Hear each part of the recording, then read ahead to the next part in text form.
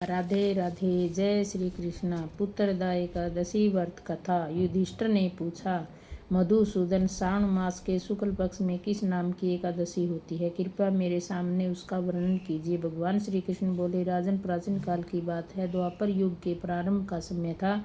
महिष्मतिपुर में राजा महिजीत अपने राज्य का पालन करते थे, किंतु उन्होंने कोई पुत्र नहीं था, इसलिए वह राज्य उन्हें सुखदायक नहीं प्रतीत होता था।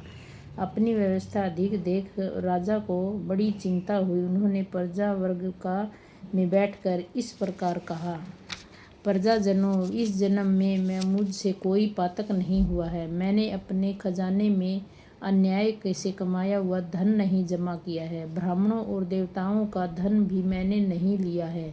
पुत्रवत प्रजा का पालन किया है।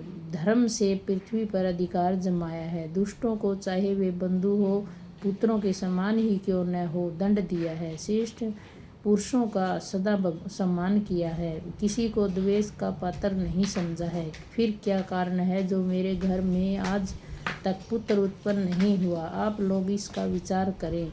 राजा के ये वचन सुनकर प्रजा और पुरोहितों के साथ ब्राह्मणों ने उनके हित का विचार करके गहन वन में प्रवेश किया। राजा का कल्याण चाहने वाले वे सभी लोग इधर उधर घूमकर ऋषि सेवित आश्रमों की तलाश करने लगे। इतने में उन्होंने मुनि श्रेष्ठ लोमस जी के दर्शन हुए। लोमस जी धर्म के तत्वज्ञ, संपूर्ण शास्त्रों के विशिष्ट विद्वान, दीर्घायु और महात्मा है। उनका शरीर लोम से भरा हुआ है।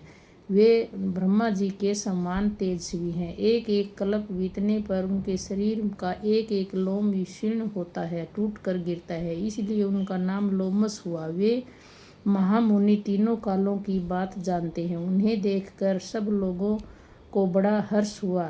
लोगों को अपने निकट आया देखकर लोमस जी ने पूछा, तुम सब लोग किस लिए यहाँ आए हो? अपने आगमन का कारण बताओ।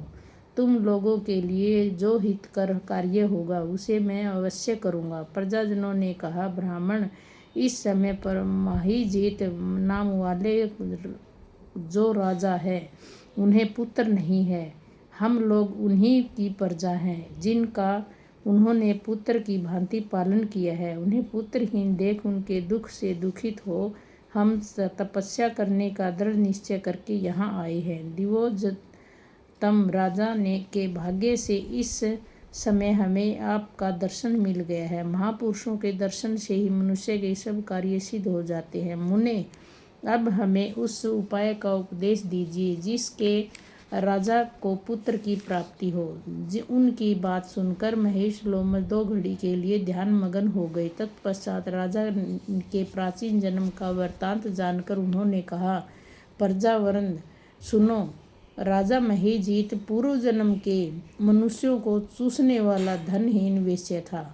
वह वेश्य गांव गांव घूमकर व्यापार किया करता था। एक दिन ज्येष्ठ के शुक्ल पक्ष की 10वीं तिथि को जब दोपहर का सूर्य तप रहा था, वह किसी गांव की सीमा के में एक जलाशय पर पहुंचा। पानी से भरी हुई बावली देखकर वेश्या ने वहां जल पीने का विचार किया। इतने में वहां अपने बछड़े के साथ एक गौ भी वहां आ पहुंची। वह प्यास से व्याकुल और तप से पीड़ित थी, अतः बावली में जल पीने लगी। वेश्या ने अपनी पानी पीती हुई गाय को हटाकर हाँक कर दूर कर दिया और स्वयं पानी पीने लगा। उसी पाप कर्म के कारण राजा इस समय पुत्रहीन हुए हैं। किसी जन्म के पुण्य से उन्हें निष्कंटक राज्य की प्राप्ति हुई है। प्रजाजनों ने कहा, मुने, पुराणों में उल्लेख है कि प्रायश्चित पुण्य से पाप नष्ट हो जाते हैं, अतः ऐसे पुण्य कर्म का उपदेश कीजिए जिससे उस पाप का नाश हो जाए।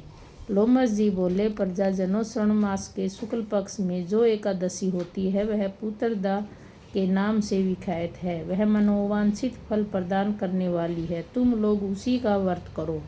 यह सुनकर प्रजाजनों ने मुनि को नमस्कार किया और नगर में आकर विधि पूर्वक पुत्रदा एकादशी के व्रत का अनुष्ठान किया। उन्होंने विधि पूर्वक जागरण भी किया और उनका निर्मल पुण्य राजा को अर्पण कर दिया। तत्पश्चात रानी ने गर्भ धारण किया और प्रसव का समय आने पर बलवान पुत्र को जन्म दिया।